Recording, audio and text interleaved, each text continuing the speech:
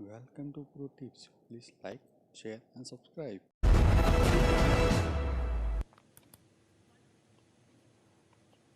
चलिए, तो आपने टीम्स को देखा, कॉम्बिनेशंस को समझा। राजेश जी, अब एक गैप डाउन है अब 209 पॉइंट्स का।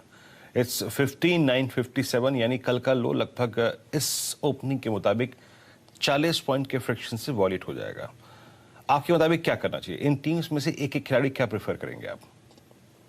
वीरेंद्र जी, देखिए, वैसे नीरज जी की टीम में बेरिश है, यानी संबंधी के खिलाड़ी ज्यादा है। आशीष जी की टीम में 50-50 है। चार्टिकली अगर कुछ सिलेक्ट करना है तो नीरज जी की टीम से, लेकिन मैंने लॉन्ग साइड का ट्रेड चुना है, जो कि ओएनजीसी है, क्योंकि जितने भी बेरिश खिलाड़ी है उन्होंने जो सिलेक्ट किया वो most of them they are trading into oversold territory. तो यहाँ पे पुल बैक पे बेचने की रणनीति रखूंगा। पुल बैक सुबह ही गैप डाउन मिलेगा तो कैसे बेचेंगे, इसलिए उसको मैंने अवॉइड किया।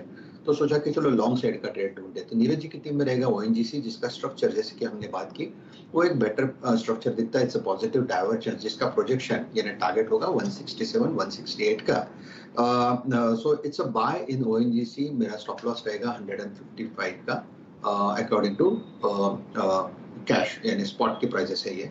अगर आशीष जी की टीम में कुछ बेचना है तो स्ट्रक्चर कहाँ वीक है, मुझे लगता है एसकेएफ इंडिया, हालांकि ये F&O का काउंटर है नहीं, लेकिन इसका स्ट्रक्चर बेहद ही वीक है। और इनफैक्ट कल इसने एक नया लो बनाया, और वो नया लो मुझे लगता है अगर आज फिर से वायलेट होता है, यानी आज का लेवल है इसका 3065 का, ये टूटता है तो कम से कम 200 रुपए का फॉल एसकेएफ इंडिया में आएगा। तो सेल करेंगे एसकेएफ इंडिया, लेकिन स्टॉप लॉस होना चाहिए 3150 का, और टारगेट होगा जैसे मैंने कहा 2850 से लेके 2800।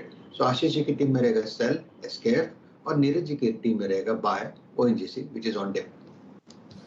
ठीक बात। तो रखिए इन दोनों स्टॉक्स को रडार पर ध्यान रखिएगा। आजकल रिजल्ट रिलेटेड मूव्स बहुत वाइल्ड होते हैं। खराब रिजल्ट्स पे स्ट्रॉन्ग रिएक्शन तेजी की तरफ, या अदर वे राउंड।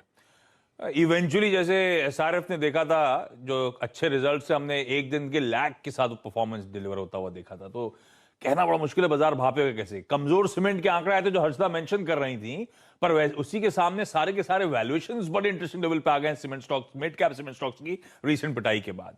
तो घूम भी जाते हैं कई बार ऐसी बार स्टॉक्स। तो आप जरा वॉच आउट करेगा अपनी स्क्रीन को। थोड़ा टफ सेशन वैसे ही हमारे सामने है। आज के क्विकली टॉप कॉल्स रिविजिट कर रहा हूं, उसके बाद जो प्री ओपन सेटल होगा उस पर होगी डिटेल में बातचीत। टॉप कॉल्स के तौर पे हम राइट कर रहे हैं कुछ बाय और कुछ सेल कॉल्स।